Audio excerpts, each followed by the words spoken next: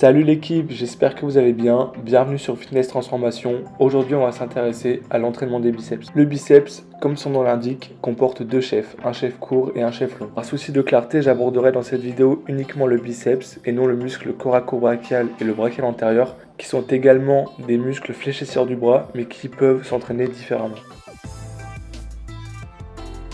Le muscle biceps sert à faire une flexion du bras, c'est-à-dire une flexion de l'avant-bras sur le bras. C'est également un muscle supinateur, c'est-à-dire qu'il aide à la supination du poignet, c'est-à-dire la rotation interne. Le muscle biceps, plus précisément la longue portion du biceps, est également élévateur du bras et joue un rôle en synergie avec le deltoïde antérieur.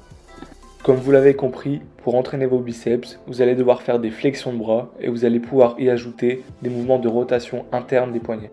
Comme premier exercice, je vous conseille du curl marteau, même s'il travaille également le muscle long supinateur, c'est-à-dire le muscle de l'avant-bras responsable de la flexion, ainsi que le brachial antérieur. C'est un exercice redoutable pour vous forger des biceps et des bras énormes. Pour cibler le chef long des biceps, beaucoup d'études ont montré que mettre ses coudes en position arrière favorisait le recrutement musculaire. Donc je vous conseille de pratiquer des flexions avec les coudes vers l'arrière et d'autres exercices avec les coudes vers l'avant, afin d'avoir un travail harmonieux du chef long et du chef court du biceps. Durant la réalisation de l'exercice, les coudes restent relativement fixes et j'effectue une rotation interne des poignets pour faire un mouvement de supination. Ici, il s'agit d'un autre exercice à la poulie offrant une tension progressive et maximale en fin du mouvement. Contrairement aux haltères où la tension est maximale en bas du mouvement, il faudra veiller à garder le coude bien fixe et à effectuer une rotation interne du poignet, donc un mouvement de supination. Durant l'exécution, n'essayez pas de compenser avec d'autres muscles et essayez d'engager uniquement vos biceps. Durant l'exécution, entre chaque répétition, je ne tends pas totalement le bras afin de garder une tension active durant toute la série. Un autre exercice très intéressant est le curl à la poulie qui offre une résistance progressive et maximale en haut du mouvement. Il faudra, comme pour le curl, veiller à avoir les coudes au maximum fixes et à faire en sorte que l'avant-bras soit uniquement en mouvement. Comme précédemment, entre chaque répétition, il ne faut pas tendre totalement les bras. Comme autre exercice, je vous propose des tractions aux anneaux. Si cela est trop compliqué, vous pouvez les réaliser avec élastique ou poser vos pieds sur un support pour vous délester un petit peu. L'avantage des variantes aux anneaux, c'est que l'on peut effectuer une rotation des poignets et contracter plus intensément le biceps. La variante des tractions aux anneaux sollicite plus intensément le biceps étant donné que la flexion du bras est beaucoup plus importante que lorsque l'on fait des tractions à la barre.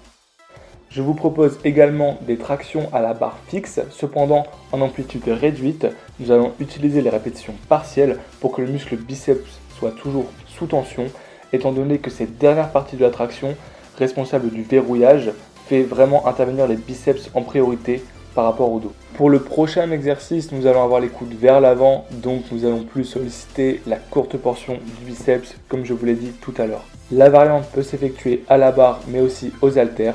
Je vous conseille les haltères étant donné que cela pourra réduire les déséquilibres au niveau de la force et au niveau du volume de vos deux bras. Durant l'exécution, vous pouvez opter pour une prise neutre, comme je l'ai fait dans la vidéo, ou une prise supination, c'est-à-dire les paumes de main vers le haut. Pour le choix des exercices, il est important de prendre en compte votre morphologie. Ici, on s'intéressera plus spécifiquement au valgus du coude qui sera plus ou moins prononcé chez vous, c'est-à-dire le fait que votre avant-bras soit légèrement déporté vers l'extérieur par rapport à votre bras. Il s'agit de l'angle que forme votre humérus par rapport à votre radius. Si votre valgus du coude est prononcé, je vous déconseille d'utiliser une barre droite, mais je vous conseille d'utiliser une barre EZ.